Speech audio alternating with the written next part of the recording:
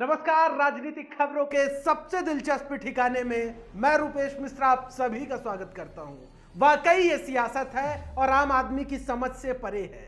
राजस्थान की सियासत में जो इस वक्त उलटफेर हो रहा है वो किसी फिल्म से भी ज्यादा क्लाइमेक्स लिए हुए है।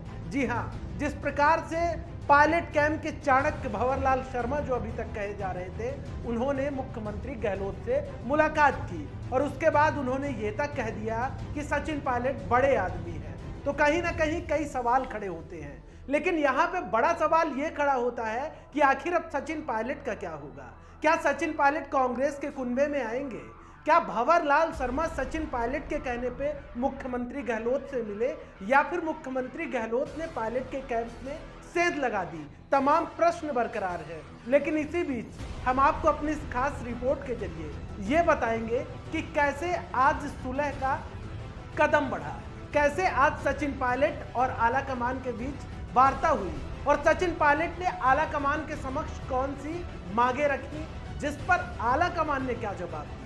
इन तमाम घटनाक्रम को आज जो पूरा दिन भर चला उसे विस्तार से समझने के लिए देखिए हमारी खास रिपोर्ट। राजस्थान की सियासत ने आज एक बार फिर से करवट उस वक्त ले ली जब पायलट की घर वापसी की खबरें सुर्खियां बन गईं। दिन भर राजस्थान की सियासी तपिश परवान पर रही, लेकिन इसका केंद्र आज दिल्ली बना रहा, क्योंकि पायलट दिल्ली से जो गेम खेल रहे थे। दरअसल रविवार देर रात विधायक दल की बैठक के बाद यह फैसला हुआ कि अब पायलट आला कमान से माफी मांगने के बाद भी वापस नहीं आ पाएंगे।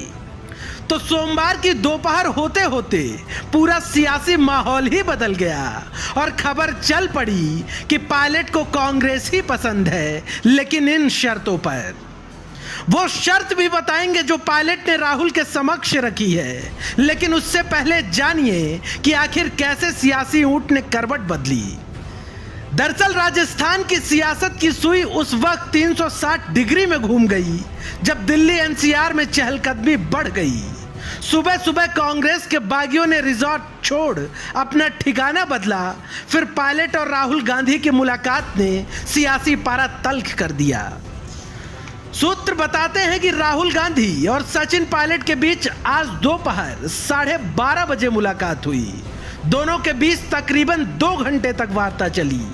इस दौरान पायलट का गुबार राहुल के सामने फूट पड़ा। पायलट ने आज राहुल गांधी से चर्चा में हर वो बातें की जो उन्होंने पिछले कई सालों से दिल में दबाए रखी थी। माना जा रहा है कि सचिन पायलट ने आला कमान के समक्ष बिल्कुल स्पष्ट कर दिया है कि वो इन शर्तों पर ही पार्टी में वापसी करेंगे। ये है पायलट की शर्तें। प्रदेश कांग्रेस मुखिया उन्हें दोबारा बनाया जाए, सरकार के 5वें साल में उन्हें मुख्यमंत्री बनाया जाए, उनके कैंप के हटाए गए मंत्रियों की दोबारा ताजपोशी की जाए, राजद्रोह का मुकदमा वापस लिया जाए।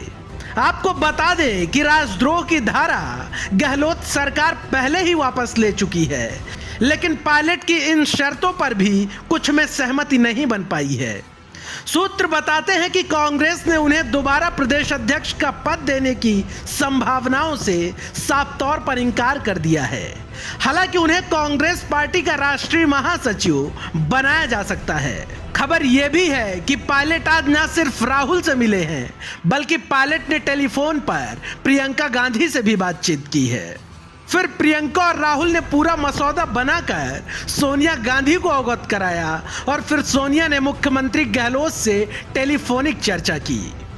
कुल मिलाकर कांग्रेस के कुनबे में पायलट की वापसी को लेकर कवायद तेज हो गई है। दरअसल कांग्रेस की मंशा है कि बसपा विधायकों का प्रकरण कोर्ट में है और 14 तारीख को सरकार को बहुमत परीक्षण की अग्नि परीक्षा से गुजरना है। लिहाजा इससे पहले ही सरकार को सुरक्षित कर लिया जाए।